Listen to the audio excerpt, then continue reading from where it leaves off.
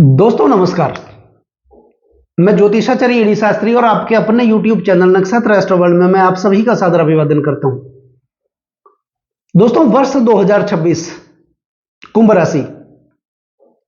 राशि वाले जातकों के लिए यह साल कैसा रहेगा, और विशेष करके आज बात करेंगे शनिदेव की साढ़े साती को लेकर।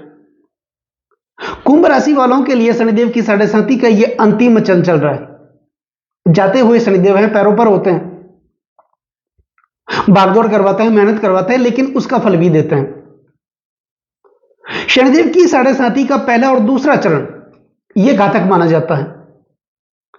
तो कुंभ राशि वाले जातकों ने ऐसा तो अनुभव कर ही लिया होगा 5 सालों में, साढ़े साती के पहले और दूसरे चरण में शनिदेव आपके द्वितीय भाव धन कुटुंब और वाणी के भाव में मीन राशि में विराजमान है, द्वितीय भाव में विराजमान है, और पूरे साल 2026 तक आपके द्वितीय भाव में कुंभ राशि वाले जातकों के द्वितीय भाव में ही विराजमान रहेंगे। फिलहाल शनिदेव उत्तरा भाद्रपद नक्षत्र में चल रहे हैं और 17 मई 2026 को उत्तरा भाद्रपद नक्षत्र से निकल करके अंतिम नक्षत्र रेवती नक्षत्र में प्रवेश करेंगे और 9 अक्टूबर 2026 तक रेवती नक्षत्र में ही रहेंगे। रेवती नक्षत्र बुध का माना जाता है। बुध का शनिदेव के साथ मित्रवत संबंध भी है, दोनों एक ही समुदाय के ग्रह हैं। तो वर्ष 2026 में कुंभ राशि वाले जातकों के लिए शनिदेव की साढ़े साती का यह अंतिम चरण कैसा रहेगा, इस वीडियो के माध्यम से आज हम जानने वाले हैं और समझने वाले हैं। दोस्तों अगर आप मेरे साथ चर्चा करना चाहते हैं, अपनी जन्म कुंडली का विश्लेषण मुझसे करवाना चाहते हैं, तो सिर्फ वीडियो और चैनल के डिस्क्रिप्शन में मेरे कॉन्टैक्ट नंबर है, आप मेरा संपर्क कर सकते हैं। और ये जो राशिफल है आपकी जन्म की राशि चंद्र राशि पर आधारित है, यानी गोचर पर आधारित है। दोस्तों शनिदेव की साढ़े साती आती क्यों है और क्या होती है शनिदेव की साढ़े साती? द्वादशे जन्म के राशो द्वितीय च शनिचर सार्धानी सप्तवर्षाणी तथा दुखे रियतो भवेत, यानी शनिदेव गोचरवश परिभ्रमण करते हुए संचरण करते हुए हमारी जन्म राशि से द्वादशे जन्म के राशो द्वादश भाव लग्न भाव वह द्वितीय भाव का संचरण करते हैं। सार्धानी सप्तवर्षाणी ये 7.5 साल तथा दुखे रियतो भवेत, दुख के माने जाते हैं, पीड़ा के माने जाते हैं। और हमारे पूरे जीवन काल को अगर देखें तो एक व्यक्ति के पूरे जीवन काल में शनि की साढ़े साती 2 से लगभग 3 बार आती है, क्योंकि 30 सालों के बाद शनिदेव की साढ़े साती वापस आती है। और शनिदेव की साढ़े साती 2 से 3 बार आती है। पहली साढ़े साती बालावस्था में आती है, दूसरी साढ़े साती युवावस्था में आती है और तीसरी साढ़े साती वृद्धावस्था में आती है। तो पहले साढ़े साती का प्रभाव हमारे माता पिता पर पड़ता है, क्योंकि उस समय हमारे ऊपर घर की जिम्मेदारी नहीं होती, तो ये माता पिता को सबसे ज्यादा प्रभावित करता है। पहली शनि की साढ़े साती का पहली साढ़े साती। दूसरे साढ़े साती युवावस्था में आती है, ये हमें रोजी रोजगार से दूर कर देती है, अपनों का साथ छोड़ा देती है। और तीसरी साढ़े वृद्धावस्था में आती है। तो अब शनि की साढ़े साती जब आती है ना, ये व्यक्ति के धैर्य की परीक्षा लेने के लिए आती है, क्योंकि शनिदेव कर्म फल दाता है, कलयुग का न्यायाधीश इनको कहा जाता है, दंडाधिकारी है, हमारे कर्म के कारक हैं। हमारे कर्मों के हिसाब से ही हमें जीवन में सुख दुख की प्राप्ति भी ये देते हैं। शनिदेव जांचते हैं, परखते हैं, गिराते हैं, दबाते हैं, तपाते हैं और तपाने के बाद एक साधारण से कोयले को भी धीरे धीरे हीरे में बदलने का सामर्थ्य अपने पास रखते हैं। शनिदेव की गति सबसे मंद है, धीमी चाल है, वो एक राशि में सबसे ज्यादा 2.5 साल तक विराजमान रहते हैं और धीरज के कारक माने जाते हैं। और शनि की साढ़े साती आती इसलिए धैर्य की परीक्षा लेने के लिए। धीरज धर्म मित्र अरुणारी आपत काल पर की यही चरी, यानी कि विपत्ति में ही पता चलता है कि हमारे अंदर धैर्य कितना है, धीरज कितना है। विपत्ति में ही पता चलता है कि हम धर्म के साथ कितनी दृढ़ता से खड़े हैं, परमपिता परमात्मा के प्रति हमारा विश्वास कितना है। और विपत्ति में ही पता चलता है कि हमारे अपनों का साथ सच्चा है या झूठा। और विपत्ति में ही पता चलता है कि हमारी पत्नी की या पति की चरित्रता असली है या नकली। और यह सब शनि की साढ़े साती में शनिदेव हमें दिखाते हैं। इसलिए तो शनि की साढ़े साती आती है व्यक्ति के धैर्य की परीक्षा लेने के लिए। तो कुंभ राशि वाले जातकों के लिए शनिदेव द्वितीय भाव में विराजमान है और शनि की साढ़े साती का तीसरा चरण भी चल रहा है। पूरे 2026 में शनिदेव द्वितीय भाव में भी रहेंगे, लेकिन इनका नक्षत्र परिवर्तन होगा। कब? 17 मई 2026 को ये रेवती नक्षत्र में आ जाएंगे, बुध के नक्षत्र में। और बुध के साथ शनिदेव का, जैसा मैंने आपको बताया, मित्रवत संबंध भी है। तो जाते हुए शनिदेव सबको अच्छे लगते हैं। शनिदेव की साढ़े साती का तीसरा चरण राहत देने वाला माना जाता है। तो जीवन में कुछ न कुछ महत्वपूर्ण घटनाएं भी घटित होगी, आपके लिए अच्छी घटनाएं घटित होगी। इससे पहले शनिदेव उत्तरा भाद्रपद नक्षत्र में चल रहे हैं और उसके बाद वो रेवती नक्षत्र में आएंगे। लेकिन शनिदेव जब द्वितीय भाव में विराजमान है, धन कुटुंब और वाणी के भाव में विराजमान है, निश्चित तौर पर शनिदेव की साढ़े साथी का तीसरा जन्म वैसे राहत देने वाला माना जाता है। तो धन के क्षेत्र में प्रगति देखने को मिलेगी, उन्नति देखने को मिलेगी, कर्जों से आपको मुक्त भी करेंगे। अब शनिदेव की साढ़े साथी का पहला और दूसरा चरण आपके लिए घातक था ही, अनुभव आपने कर ही लिया होगा। आप जैसे जैसे आगे बढ़ने की कोशिश कर रहे थे वैसे वैसे पीछे चले जा रहे थे, यानी एक कदम आगे बढ़ने का प्रयास भी कर रहे थे, दूसरे कदम वापस पीछे चले जा रहे थे। गुजराती में कहावत है, एक साधु अने तेर टूटे। आप एक को बनाने का प्रयास कर रहे थे तो 13 आपके बिगड़ भी रहे थे। कर्जा उतरने का नाम ही नहीं ले रहा था। 5 रुपए का कर्ज अगर आप कैसे भी करके उतारने की कोशिश भी कर रहे थे तो 10 रुपए का कर्ज आपके लिए तैयार खड़ा था। अपनों का साथ ही मिल रहा था। जिन लोगों के लिए आपने काम किया, सुख दुख में साथ दिया, भागीदार बने, वही लोग दुख की घड़ी में आपका साथ छोड़ करके चले गए। प्रत्यक्ष संपत्ति में विवाद चलता रहा, कौटुंबिक समस्याएं आपके अनुकूल नहीं थी, कोर्ट कचहरियों के आप चक्कर काटते रहे, तो बहुत सारी विपरीत परिस्थितियां आपके जीवन में बनी रही। दिमाग लग नहीं रहा था काम में मन ही नहीं लग रहा था, एक जगह स्थिर होकर के आप काम नहीं कर रहे थे, नौकरी में बार बार बदलाव देखने को मिल रहा था, पति पत्नी में तनाव देखने को मिल रहा था, अपनों से दूर रह रहे थे आप, अकेलेपन की समस्याएं आपको सता रही थी, व्यर्थ के खर्चे जीवन में बने हुए थे, अनिद्रा की समस्याएं आपके लिए बनी हुई थी। तो ऐसी समस्याएं आपके जीवन में पिछले शनि की साढ़े साथी के पहले और दूसरे चरण में आपको देखने को मिलेगी। लेकिन अब शनिदेव की साढ़े साथी का ये तीसरा चरण और उसमें भी 2026 जाते हुए शनिदेव आपके जीवन में कोई ना कोई अच्छी प्रगति करके जाएंगे। तो शनिदेव चल रहे हैं आपके द्वितीय भाव में, धन कुटुंब और वाणी के भाव में। निश्चित तौर पर कौटुंबिक समस्याएं जो थी आपके लिए उससे आपको मुक्त करेंगे। भाइयों के साथ अच्छे संबंध स्थापित होंगे, पिता के साथ अच्छे संबंध आपके स्थापित होंगे, आपकी वाणी कुशलता भी बढ़ेगी और ऐसी वाणी कुशलता बढ़ेगी जिसके कारण आप अपना फंसा हुआ काम निकालने में माहिर भी होंगे, क्योंकि ऐसी चतुराई सिर्फ शनिदेव दे सकते हैं। और 2026 में कुंभ राशि वालों के लिए शनिदेव आपके लिए वो चतुराई देंगे।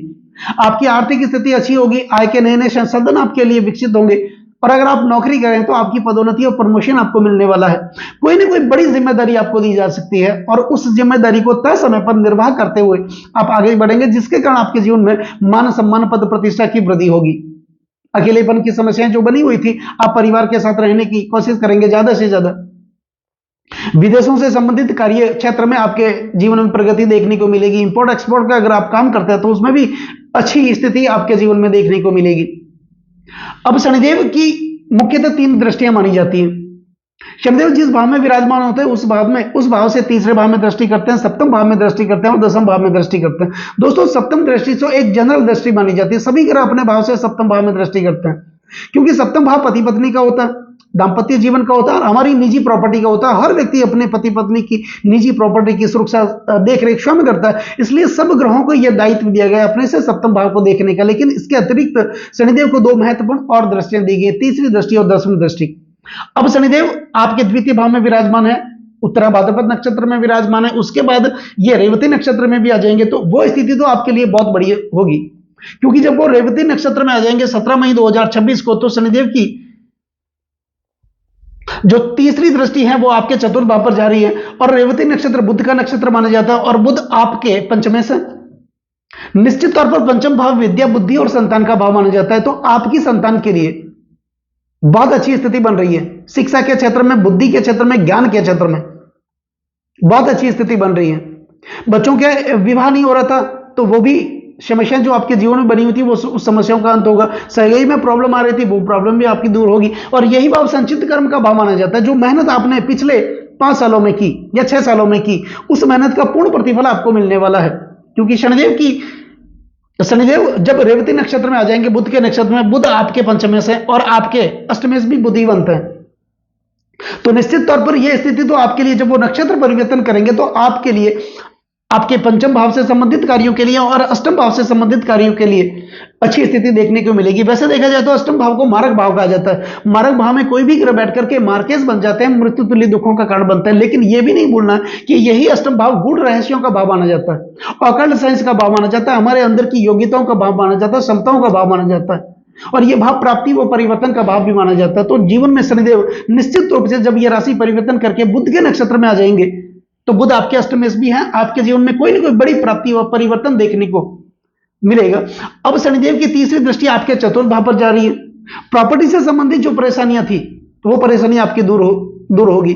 पिछले समय से आप लगातार प्रॉपर्टी खरीदने का प्रयास भी कर रहे थे, प्रॉपर्टी में आपके पैसे फंस रहे थे, लेकिन जैसे ही शनिदेव की साढ़े साथी का ये तीसरा चरण 2026, प्रॉपर्टी से संबंधित परेशानियां आपकी दूर होगी। माता के स्वास्थ्य को लेकर आप चिंतित थे, आपके ज्यादातर पैसे अननेसेसरी खर्चों में खर्च हो रहे थे, कोर्ट कचहरियों के आप चक्कर काट रहे थे, ऐसी समस्या आपके जीवन में बनी हुई थी। पारिवारिक विवाद चल रहा था, पारिवारिक समस्याओं का अंत देखने को, ये समस्याओं का अंत देखने को ये जरूर मिलेगा। और जो लोग राजनीतिक क्षेत्र से जुड़े हैं उनके लिए तो यह स्थिति 2026 बहुत बड़ा रहने वाला है, क्योंकि 2026 सूर्य का साल है। सूर्य मान सम्मान पद प्रतिष्ठा के कारक माने जाते हैं, शासन प्रशासन के कारक माने जाते हैं, पदोन्नति प्रमोशन के कारक भी माने जाते हैं। और ऐसे में शनिदेव की दृष्टि जब चतुर्थ भाव पर होगी, चतुर्थ भाव राजनीतिक दृष्टि से काफी महत्वपूर्ण भाव माना जाता है। यह भाव विरासत का भाव भी माना जाता है और यह भाव जनता के समर्थन को दिखाता है, और जनता के समर्थन के बिना राजनीतिक सफलता कभी नहीं मिलती।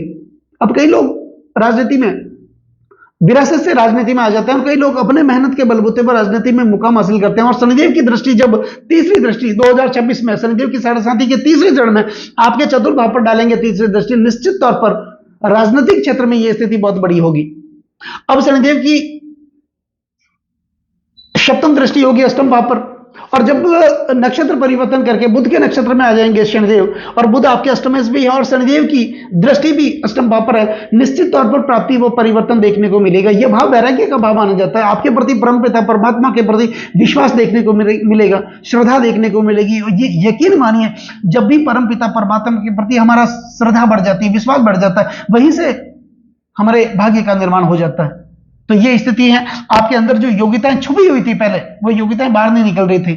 आप अपने आप को अकेलेपन में रखना चाहते थे, लेकिन अब आप अपने आप को बाहर रखने की कोशिश करेंगे, लोगों को मिलने की कोशिश करेंगे, मिलना जुलना पसंद करेंगे, आप अपना नेटवर्क खुद बनाएंगे और अपने अंदर के रहस्य को बाहर लेकर के आएंगे, अपनी अंदर की क्षमताओं को ये शनिदेव बाहर लेकर के आ जाएंगे। अब शनिदेव की दशम दृष्टि होगी आपके एकादश भाव पर, जो कि लाभ का भाव माना जाता है, तो आय की तो वृद्धि होगी। यह भाव सपनों और इच्छाओं का भाव माना जाता है। निश्चित तौर पर आपके जीवन में आपके सपने और आपकी इच्छाएं जो लगातार दबी हुई थी शनिदेव की साढ़े साथी के पहले और दूसरे चरण की वजह से, वो सपने वो इच्छाएं आपकी पूरी होगी। तो निश्चित तौर पर यह कह सकता हूं मैं आपको कि कुंभ राशि कुंभ लग्न वाले जातकों के लिए ये 2026 का जो साल है शनिदेव के हिसाब से देखा जाए तो काफी महत्वपूर्ण रहने वाला है। एक तो शनिदेव की साढ़े साथी का अंतिम चरण, पैरों पर शनिदेव हैं और जाते हुए, हालांकि ये आपसे भागदौड़ करवाएंगे, मेहनत करवाएंगे, लेकिन उस मेहनत का फल भी आपको देंगे। तो निश्चित तौर पर यह स्थिति आपके लिए बहुत बढ़िया है। और नक्षत्र परिवर्तन करने वाले 17 मई 2026 से लेकर 9 अक्टूबर 2026 तक ये रेवती नक्षत्र में रहेंगे। उसके बाद वापस ये पुत्र भाद्र नक्षत्र में भी आएंगे, लेकिन जब तक ये बुध के नक्षत्र में रहेंगे, ज्ञान और शिक्षा के क्षेत्र में आपके लिए स्थिति अच्छी होगी, या फिर आपके बच्चों के लिए भी ये स्थितियां काफी महत्वपूर्ण देखने को मिलेगी। तो दोस्तों, कैसा लगा ये वीडियो अगर आपको अच्छा लगा हो, मेरा समझाना आपको अच्छा लगा हो, समझाने का तरीका अगर आपको सार्थक लगा हो, तो इस वीडियो को आप आगे से आगे शेयर जरूर करें, बेल आइकन बटन को जरूर दबाएं, ताकि मेरे आने वाले और भी नई नई वीडियो के नोटिफिकेशन सीधे आप तक पहुंच जाए। लाइक जरूर करें, कमेंट जरूर करें, क्योंकि आपका एक लाइक और कमेंट मेरे अंदर बहुत ज्यादा आत्मविश्वास भर देता है। कमेंट में जय शनिदेव, ओम नमः शिवाय आप जरूर लिखें, चैनल को सब्सक्राइब जरूर करें। नमस्कार दोस्तों।